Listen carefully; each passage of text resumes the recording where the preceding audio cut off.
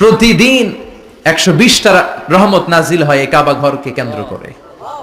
সিত্তুনা লিত-তাইফিন, 60টা রহমত যারা খালি তাওয়াফ করে। এই তাওয়াফের ইবাদতটা ওই জায়গা ছাড়া পৃথিবীর কোথাও করা যায়? কথা বলেন। এজন্য 60টা রহমত যারা তাইফিন তাওয়াফ করে। 40 লিল মুসাল্লিন, আর 40টা রহমত যারা কাবা ঘরে নামাজ পড়ে। 40 আর 60 100, বাকি রইল কয়টা? ওয়াল 20 লিন নাযিরিনা ইলাল কাবা। বাকি 20টা যারা তাওয়াফও করে না, সালাতও পড়ে না, খালি কাবা ঘরের দিকে তাকায় থাকে। কাবা ঘরের দিকে ফেল ফেল করে তাকায় থাকলো, আমলনামায় 20টা রহমত নাজিল করে কে? এত বরকতের ফ্যামিলি। সাইয়েদনা ইব্রাহিম সন্তান হলো ইসমাইল, স্ত্রীর নাম হাজার। 3 জনের ফ্যামিলি, চিল্লায় বলেন কয়জন? এই 3 জনের ফ্যামিলির এত বরকত, যেই জায়গায় হাত লেগেছে জায়গাটারে বরকতময় করেছে কে? যেখানে পা লেগেছে বরকত দিয়ে ভরে দিয়েছে কে?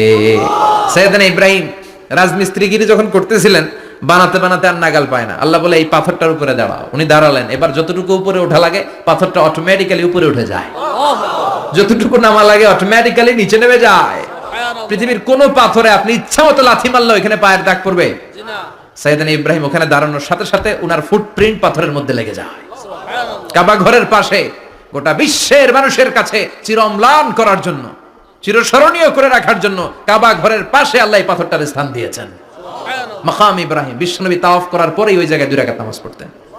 আপনারাও যারা হজ উমরা করবেন, তাওয়াফ করার পরেই মাকাম ইব্রাহিমে 2 রাকাত সালাত পড়া সুন্নাত। তার মানে পা লাগছে, ওইটা হয়ে গেছে আমগো মুসাল্লা। সাইয়েদনা ইব্রাহিমের পা যেখানে লাগছে ওটা আমাদের কি? সুবহানাল্লাহ কইবেন না? আর ওনার ছেলের পা যে জায়গায় লাগছে ওটা হয়ে গেছে জমজমের কুয়া। ছোট্ট বাচ্চা ইসমাইলকে রেখে দিয়ে আমরা যারা বলি বিবি হাজেরা, আসলে হাদিসের ভাষায় হাজার। তিনি সাফা পাহাড় থেকে মারওয়া পাহাড়ে দিলেন দৌড়।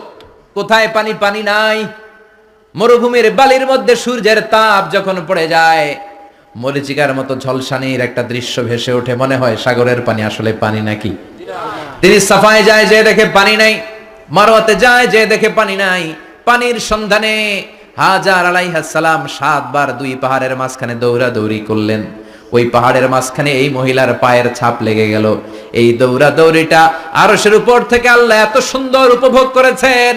আল্লাহর কাছে এই মহিলার দৌড়াদৌড়িটা এত ভালো লেগেছে, কিয়ামত পর্যন্ত সব হাজীদের জন্য এই জায়গায় দৌড়াদৌড়িটা আল্লাহ ওয়াজিব করে দিয়েছে। এই জায়গায় দৌড়াদৌড়ি না করলে হজ হবে না, উমরা হবে না। এই দৌড়াদৌড়িটা, মহিলাটার স্যাক্রিফাইস, হৃদয়ের আবেগ আর ভালোবাসাটা আল্লাহর কাছে এত পছন্দনীয় হয়েছে, কিয়ামত পর্যন্ত আল্লাহ চান সবাই দৌড়াবে, আমি উপর থেকে দেখবো।